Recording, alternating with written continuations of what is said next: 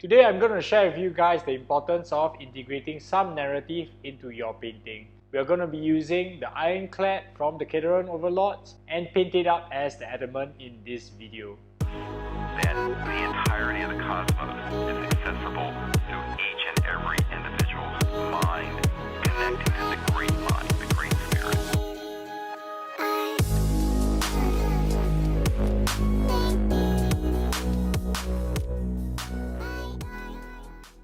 Welcome back to the channel, collectors. I'll be sharing some quick channel updates for the upcoming weeks. So if you are here just for the Adamant painting, you can skip on to the timestamp below.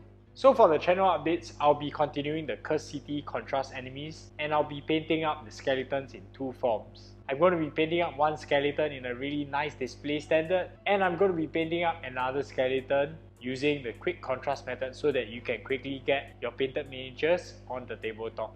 Also, I have plans to paint up Watch Captain Helgrim and the Chamberlain Torgarius. After Games Workshop has dropped the amazing Soul Blight models, I will be painting up that half vampire, half dragon, half centaur monstrosity and hopefully integrate her into our Cursed City campaigns. I'm pretty sure there are going to be some awesome fan-made rules for that lady out there.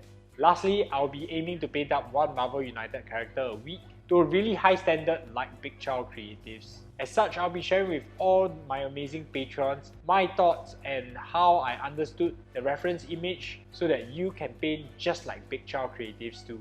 So with that out of the way, let's get started on the Adamant right now.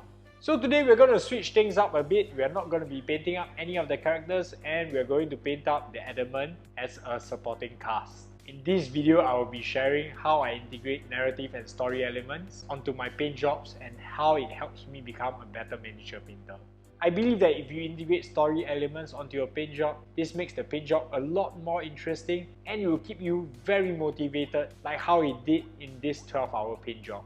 Apart from motivation, this also kept the paint job really fun. And I like thinking about how I can bring in story elements and how it affects the appearance of the Adamant. To begin with, I'm going to be sharing with you guys some background about the Cursed City Ulfenkan. I believe from what little I know about the Cursed City narrative, the reason why the heroes have not yet escaped from this city is because this ship is hardly functioning at all. As such, this ship can't fly long distances and probably is made up of scavenged parts from other damaged ships. Sort of like a Frankenstein of ships. From what we also know, Ulfenkan used to be called Monho, and Monho used to be a really bustling trade metropolis. So let's begin painting the Adamant at its prime. For this entire project, you're gonna need these colors right here. So let's get these colors ready, alright? And let's paint Adamant at its prime right now. So right here you can see, I'm just going in really thin layers of Vallejo model color, liquid metal, silver. I find that this leaves a very realistic metallic sheen, and that's why I've opted to use this rather than the conventional lead belcher or spray can. So right here you can see me applying this in very thin layers, and this will be the base color of how I will be painting up the Adamant. Try to cover all angles because there are a lot of nooks and crannies out here. As for the bulb here, I'm using Vallejo model color liquid metal rich gold. I find that this rich gold is very close to how they painted the Kharadron Overlord Ironclad, and I want to have this story element that this ball has been stolen from the normal Kharadron Overlord Ironclad. So now that this has been done, I'm going to be starting to base coat the hull in Vallejo model color blue.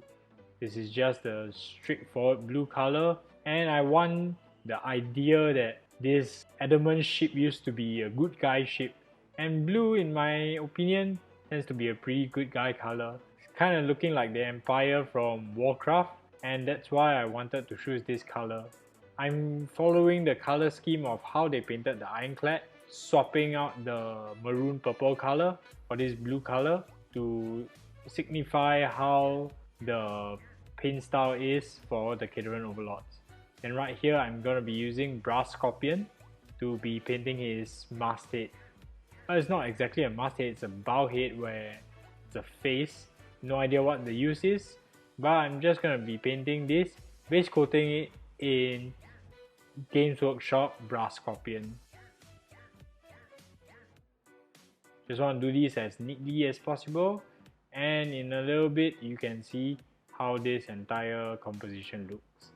I've got a rough plan in mind, but I honestly didn't know how this ship would look. I just wanted it to look as good guy as possible. So now moving on, I'm gonna be using Vallejo Model Color Dark Grey to paint on some of the designs onto the skirt of the hull. So I want this to really showcase the metals and break it apart. So right here I'm using Screamer Pink to cover the coverings of this Aether balloon. Subsequently I'll be changing this color back to the blue because I find that this adds too much complexity to the color composition. Anyway, Deck 9 Wooden Stock probably had enough money just to paint this blue. Just enough. Now that we have seen how the Adamant looked in its prime, we're going to integrate some story elements. I believe that Deck 9 Hodenstock, who is the dwarf in this game, isn't a very good pilot. Probably he has crashed the ship multiple times and has made many tight turns, so the keel of the ship definitely has been damaged, the fin probably needs to be replaced, and the cannons and weapon systems have to be swapped out. In order for me to integrate these story elements, I'm going to be painting the red primer layer which has not been painted over. This shows that these areas have been welded over with fresh sheets of metal and then painted in primer. But then because the heroes have no money or no realm stone to afford the full repair, it is just left in its primer form. So let's use Vallejo Model Color Red Black and let's get started painting these patches right now. So what you can see right here, I have painted in some panels using Vallejo Model Color Black Red. Right here I didn't really stick to the panel lines because some parts are just going to be repaired and they are going to be sanded down flat for this Ironclad. Also, I'm painting this primer color for the areas where components have been replaced. So now that the primer layers have been painted, I'm going to be painting in the Adamant's panel number. So Adamant probably at one point of time had money to pay for professionals to write their name. And this is the neat Adamant that I'm spelling, and I'm deliberately spelling it wrongly, calling it the Adamant. So because there was a spelling mistake by the professionals, they had to paint it over with the proper Adamant spelling. And guess what? These guys screwed it up big time because they didn't have money again, and they had to do it in a graffiti style. And because it's done by the crew, it's not even straight and kind of messy.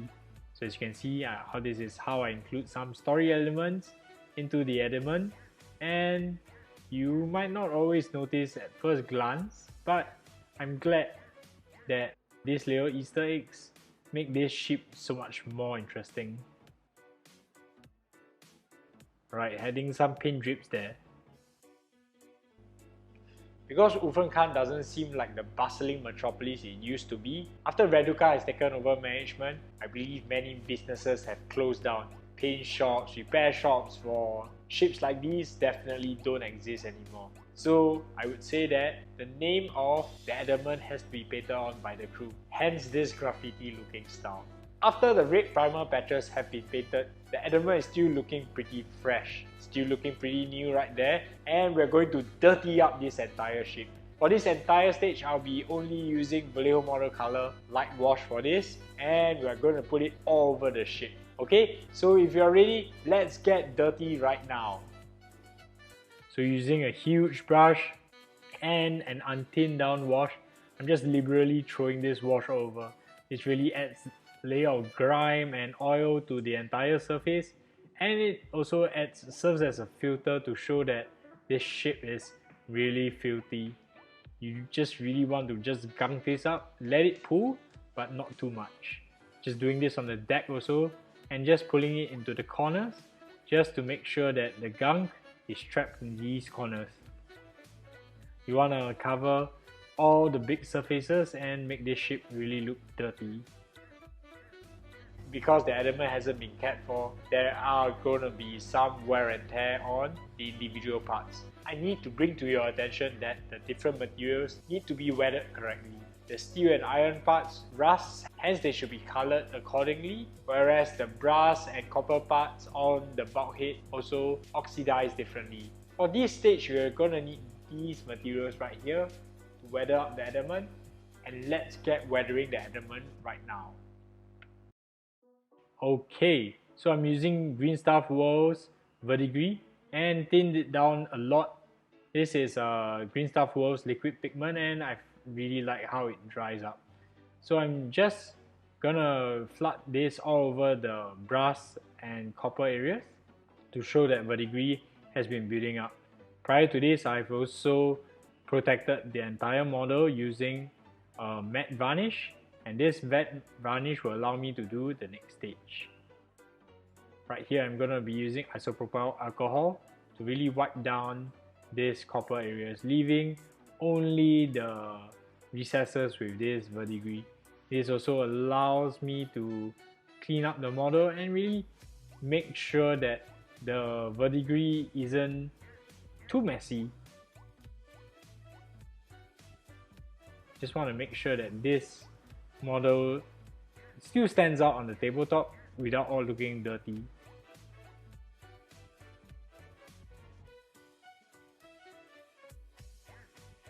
Continuing with Green Stuff World's liquid pigment, I'm currently pulling down some rust streaks and using my finger to drag it down.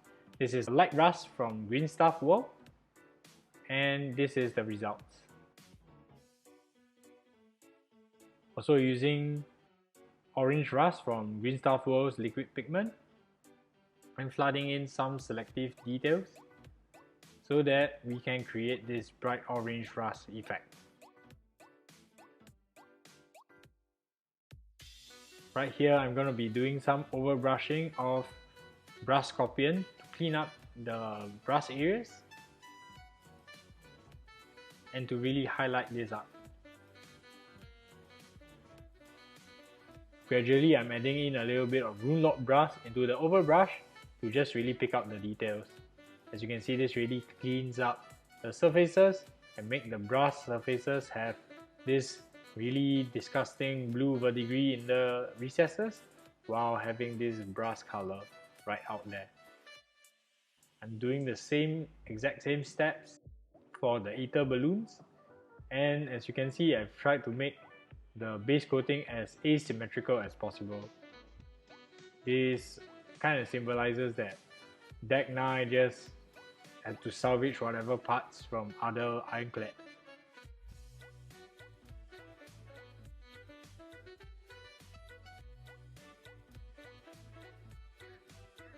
So right here, I'm currently using Runelord brass to just overbrush the entire surface. Alright, so now to finish this project off, I'm going to be using Scale 75 Intense Red to sort of like create a red filter at the bottom part of this hull. This will serve as the base so that we can start spraying on some of the light source. You want to do this directionally and not over the model. So currently I'm using Games Workshop Evil Sun Scarlet for the next color, and I'm spraying some light source very selectively on the queue because these are the areas that will catch on the glowing red light from the Cursed City Ufenkan. Just want to do this in one direction so that this looks as convincing as possible.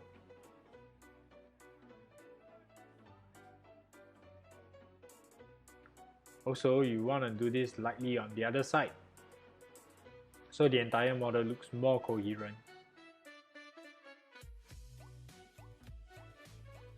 Lastly, I'm going to be painting in the grime. I'm going to be using some Liquitex Raw Umber ink, and I'm just spraying it into the corners to signify that these areas have a lot of grime stuck there, and there's going to be some variation in the metal panels on the ship. So as you can see, just applying this very thin lines across the ship. It makes this ship look a lot more shitty and a lot more aged. And just a little bit, I'll show you the final result, and I hope you found this video extremely useful. There we have it. This is the finished result of the Adamant. It's looking really janky and barely holding together by its seams. So I hope you found this video useful and you can add a little bit of visual interest to your Cursed City campaign. So if you want to support the channel, why not give us a like and subscribe, because this keeps the lights in the studios on and it keeps me painting miniatures so that I can show you guys how I do it. If you want to directly support the channel, head on to our Patreon, links will be in the description below, and get a whole slew of painting content which I've painted over the past year or so. Remember guys, you can tag me on Instagram and I'll be very happy to share with you guys quick feedback about your work. So I hope to see you guys in the next Cursed City painting video. See you!